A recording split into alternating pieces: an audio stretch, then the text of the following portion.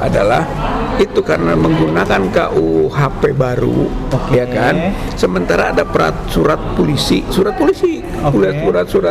Kapolri, itu tanda tangi Kabar Eskrim menyatakan bahwa berhubung dengan adanya KUHP baru, gitu kan, maka harus dibuat surat pemberitahuan kepada pelapor, terlapor, tersangka, kuasa hukum dengan surat pemberitahuan yang tegas soal KUHP baru yang berlakukan. Ini saya tidak ada itu, berarti terjadi pelanggaran terhadap surat Kapolri. Ditambah dengan fenomena soal CLS, ya kan, di Solo, soal KIP sekarang, itu kita gabungkan jadi satu fakta-fakta hukum baru, gitu kan, bisa jadi bukti-bukti baru. Pernyataan Ova Emilia yang berbeda, yang beda-beda, gitu kan. Jadi semua itu akan kita himpun semua untuk menjadi bahan. Bolehlah kita sekarang sebagai tersangka, tapi kita juga tahu posisi hukumnya, maka kita akan segera berupaya agar Jokowi yang jadi tersangka. Kasus yang RRT pas kedatangan mereka ke UGM, kan ada Bang Edi di situ ceritanya. Yang pas geruduk UGM itu loh, itu kan dijadikan salah satu alat bukti oleh Polda kan, untuk menjerat tersangka Bang Edi sebagai saksi tadi. Kita mulai dari nyalain, nggak dimatiin ya?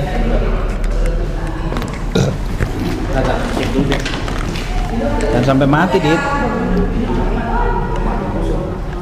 Nanti busuk. Oke ya.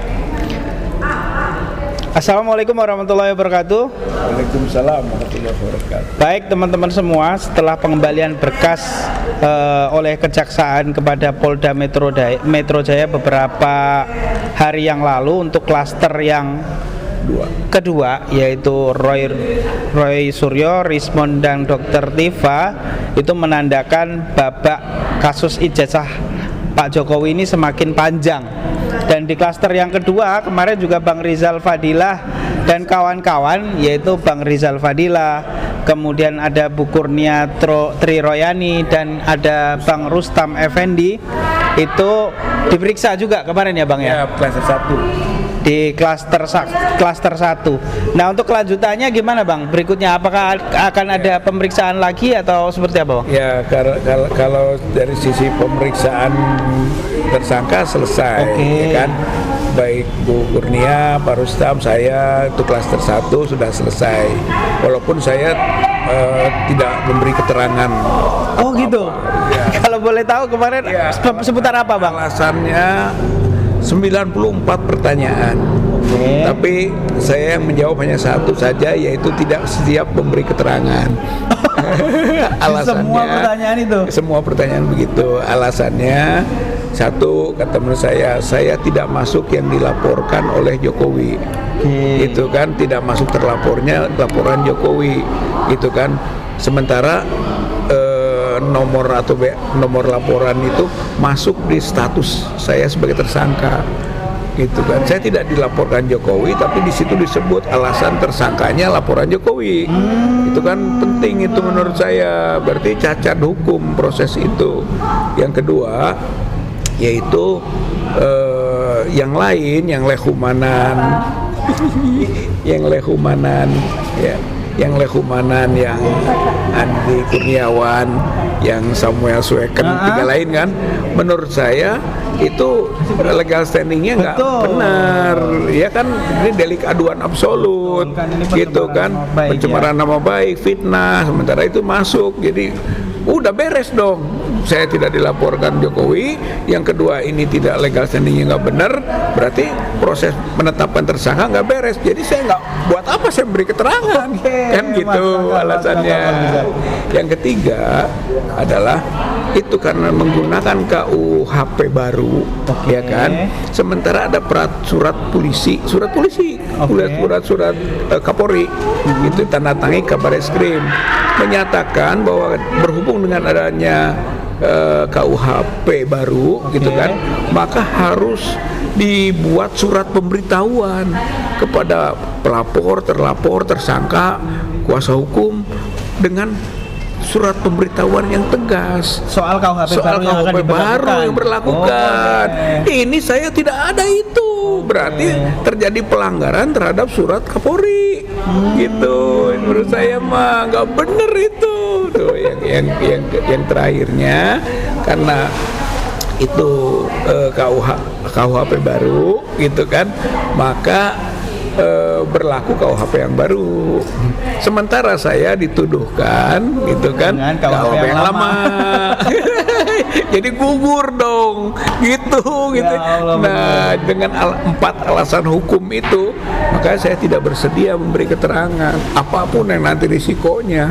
Karena memang secara hukum saya yakin ini nggak bener gitu prosedurnya. Kalaupun sampai ke proses di kejaksaan nanti ada penghentian penuntutan. Ada ya Bang, mekanisme penghentian penuntutan, atau sampai ke nanti di pengadilan, kalaupun sampai ke pengadilan dipaksakan masuk, itu ada eksepsi gitu, dan eksepsi menyebabkan kita bisa dibebaskan. Gitu. Jadi percuma saja memproses yang saya gitu. Tapi juga yang Bu Kurnia juga sama, dia sebagai advokat nggak boleh dilaporkan. Pak Rustam tidak dilaporkan oleh Pak Jokowi. Jadi sama sebenarnya statusnya untuk ini, gitu kan. Yang di klaster pertama ini malah sebetulnya secara hukum peluang untuk bisa dibebaskan besar ya. Itu kan, kalaupun dipaksakan sampai ke kejaksaan dan ke pengadilan, itu bukti terjadi kriminalisasi. Gitu. Karena itu sudah main tabrak hukum namanya. Betul. Apa tanggapannya kemarin setelah Bang Rizal menjelaskan itu kepada penyidik, Bang? Ya, dia nggak bisa apa-apa selain mengikuti saja kan, karena itu hak saya gitu kan, sebagai orang yang disidik mau menjawab mau tidak gitu kan, dan bahwa itu soal risiko ya masih tanggung masing-masing. Ya, dia hanya menyatakan kalau dulu kok lancar katanya ya. Ya dulu gitu. Pas pemeriksaan pertama itu kan yang pertama kan waktu klarifikasi saya bilang. Waktu yang kedua udah tidak jawab lagi karena saya ingin ditunjukkan dulu ijazah asli Jokowi. Tidak ditunjukkan, ya udah nggak jawab gitu. Waktu itu yang kedua. Yang pertama klarifikasi itu tidak pro justisia. Gitu ya, Mas, saya jawab itu semua gitu. Oke. Dan menariknya Bang Rizal, semakin berkembangnya waktu ini kan dinamika terus berkembang ya. Terakhir kemarin Bonatua Silalai mendapatkan salinan ijazah yang dipakai oleh Pak Jokowi untuk mendaftar di KPU tahun 2014 dan tahun 2019. Ternyata hampir tidak ada perbedaan dengan ijazah yang beredar. Fotonya masih berkacamata, nama profesor yang bertanda tangan di situ sama, hampir sama semua di situ. Nah, melihat ini kira-kira dinamika ke depan akan seperti apa Bang Rizal? Ya, dinamika ke depan akan terus menuju ke proses terbuktinya palsu. Gitu. Kalau menurut saya yakin ini sejak awal ditutup-tutupi kan. Sekarang dibuka. Kenapa ditutup-tutupi? Something wrong kan, ada sesuatu yang salah. Sesuatu yang salah itu adalah yang janggal. Janggal pasti ada nggak bener. Nah, yang nggak bener ini sekarang terkuak gitu kan, melalui proses hukum juga kan. Bonatua Silalai itu kan proses hukum tuh, KIP kan gitu, maka terkuaklah nanti ujungnya gitu kan. Ini kan diteliti oleh kita semua kan. Bener kok, sama dengan yang dulu, sama ini, bahkan sekarang saya teliti capnya, siapa dekan yang memesakannya, makin terbuka kan, sampai kepada nanti pada waktu uji forensik mengenai jenis kertasnya, jenis tintanya, usia kertas dan sebagainya. Berantakan tuh kalau menurut saya mah. Ini mah proses menuju keberantakannya ijazah Jokowi. Jadi kebenaran akan menemukan jalannya. Gitu. Dan Bang Rizal, kalau kita lihat dinamika ya, kayaknya beberapa bulan yang lalu kan alot banget Bang Rizal. Bahkan cenderung dalam tanda kutip quote and quote Bang Roy Suryo CS ini hampir kalah dalam tanda kutip ya, dengan adanya konferensi pers dari Polda misalnya yang menyatakan bahwa ijazahnya identik. Kemudian apa yang dilakukan oleh TPUA dalam pelaporan ke Bareskrim dan itu kemudian ditolak juga oleh Bareskrim. Ini kan seolah-olah hampir memupuskan harapan, dan akhir-akhir ini nampaknya ada harapan lagi nih. Apakah ini ada dinamika politik kekuasaan yang memang sudah jenuh terhadap ini, atau seperti apa Bang Rizal melihatnya? Ya sebetulnya yang dulu itu juga itu masih berbuntut. Jadi walaupun dinyatakan bahwa itu identik selesai, kan kita melawan. Kan gitu TPUA waktu itu ya, gitu kita melawan. Kemudian kita buat surat ke Propam, surat ke Irwasum. Bahkan sampai terakhir Irwasum masih menjawab surat kita bahwa dia masih menunggu. Masih menjawab terakhir. Masih menjawab. Jadi menunggu berita dari Bareskrim. Nanti akan diberitahukan kepada kita. Tapi sampai sekarang belum ada pemberitahuan. Berarti case-nya itu belum tertutup. Jadi sebenarnya masih ada ini buntutnya.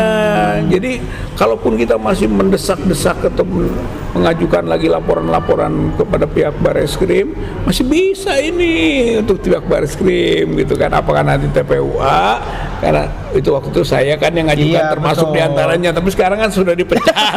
Jadi dipecat, masih bisa nggak pakai TPUA ya gitu kan, atau pakai yang lain gitu kan, atau pribadi kan bisa sebagai pihak menanyakan lah bahkan melaporkan lagi. Bisa, sedang kita nguji ini dengan KUHP baru. Ya kan, apa kemarin soal pelaporan kita KUHP lama, sekarang ada KUHP baru, laporin lagi kan, masih bisa mungkin gitu. Jadi upaya hukum itu masih bisa kita lakukan, belum tertutup.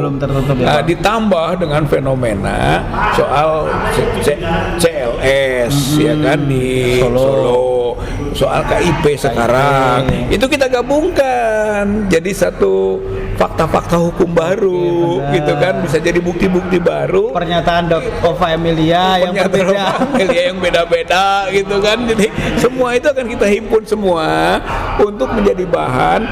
Bolehlah kita sekarang sebagai tersangka, tapi kita juga tahu posisi hukumnya, maka kita akan segera berupaya agar Jokowi yang jadi tersangka. Gitu. Ada momen balik ya, titik balik, serangan balik.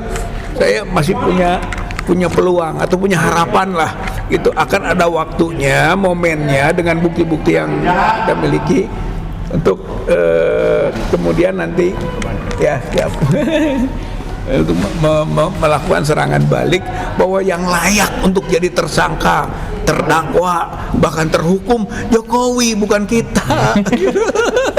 Ini akan terus berjuang kita sampai sana, Bang Arif.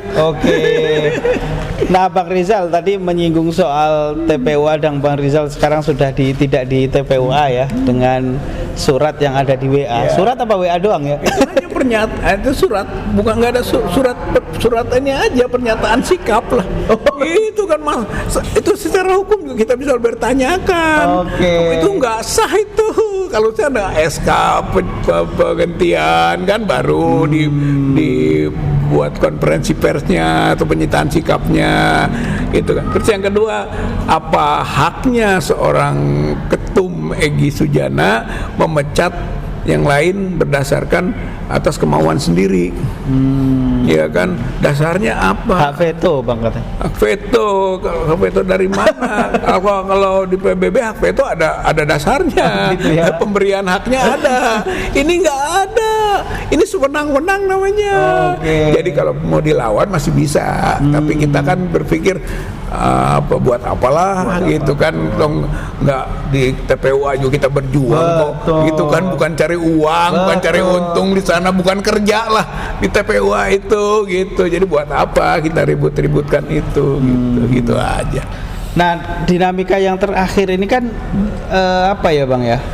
Kalau kita melihatnya itu agak rumit ya, khususnya kalau kita lihat perjalanannya ya, kasus ijazah ini kan panjang banget nih. Dari kasus Solo dulu pembinaannya adalah Bang Aka, ada TPUA juga di situ. Kemudian Bambang Tri, kemudian digugat di PN Jakpus, kemudian Bang Rizal, sampai dengan hari ini, dan peran TPUA cukup besar. Kita tidak bisa pungkiri itu. Dan akhir-akhir ini justru akan ada semacam tanda kutip pecah belah nih, Bang. antara sesama TPUA dan mantan TPUA, ada yang lapor-laporan. Nah, Bang Rizal melihatnya seperti apa? Ini ada dinamika apa sebenarnya ini, Bang? Iya, ini kan setelah pasca Bang Egy dan DHL ke Solo ya, restoratif justice itu dan SP3 yang orang melakukan banyak penilaian. Gitu, termasuk teman-temannya juga melakukan penilaian gitu kan, bahwa itu pada dalam dinamika perjuangan itu nggak layak lah gitu kan, jadi nggak sabar, kurang pas dan sebagainya penilaiannya.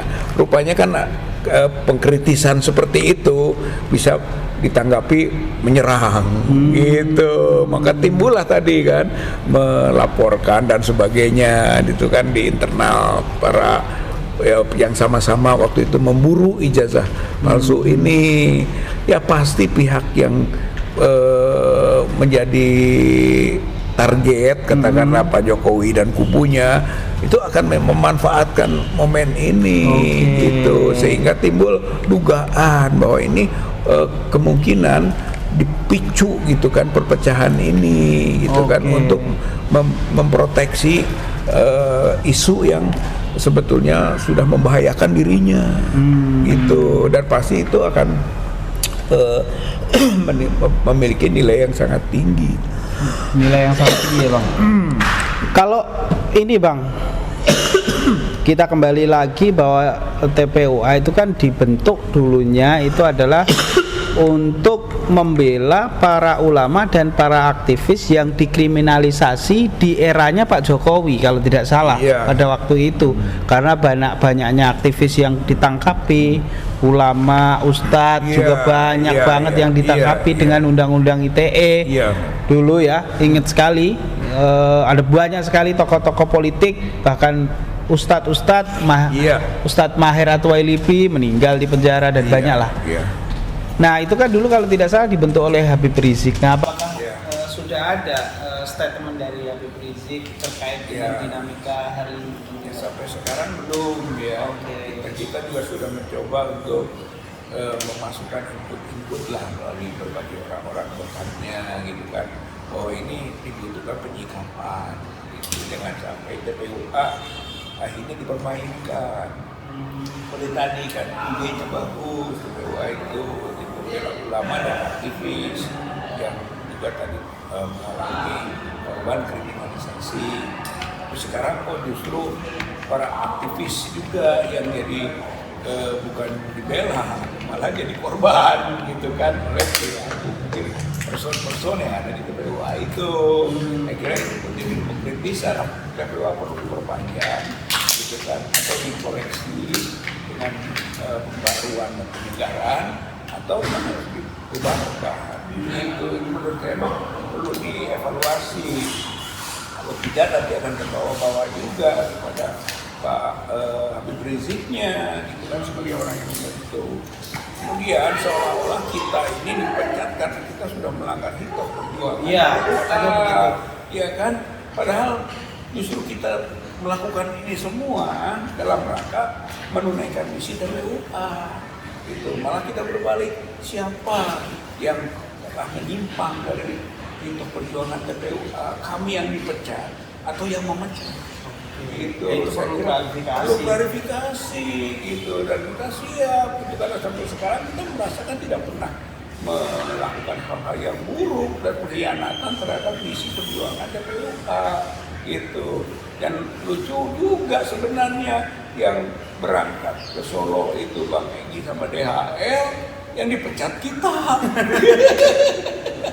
Padahal justru yang harusnya dikritisi gitu kan, dan publik juga melakukan pengkritisan terhadap itu, yang harus mendapat perhatian, bukan ya. Tapi karena ini tadi TPUA apa sih, kami kan berjuang gitu TPUA-nya gitu kan, bukan bekerja, bukan cari untung, bukan apa, ya buat apalah ngeributin juga. Iya betul.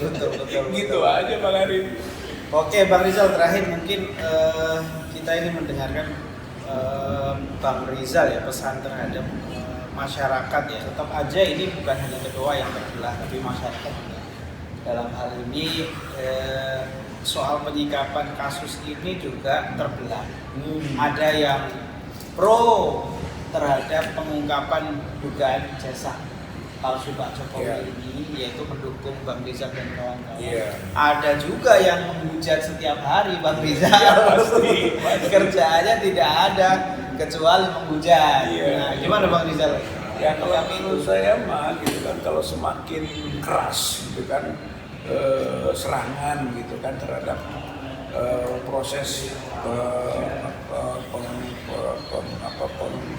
pembongkaran status ijazah palsu ini, itu semakin dekat pembuktian ijazah itu palsu, sehingga menimbulkan satu kepanikan. Nah, kepanikan itulah yang menyebabkan serangan makin tinggi gitu kan kepada para bongkar gitu ya, pemburu ijazah itu, karena sebenarnya yang kita perjuangkan bukan kepentingan pribadi, bukan kepentingan kelompok, itu kepentingan rakyat atau masyarakat sendiri.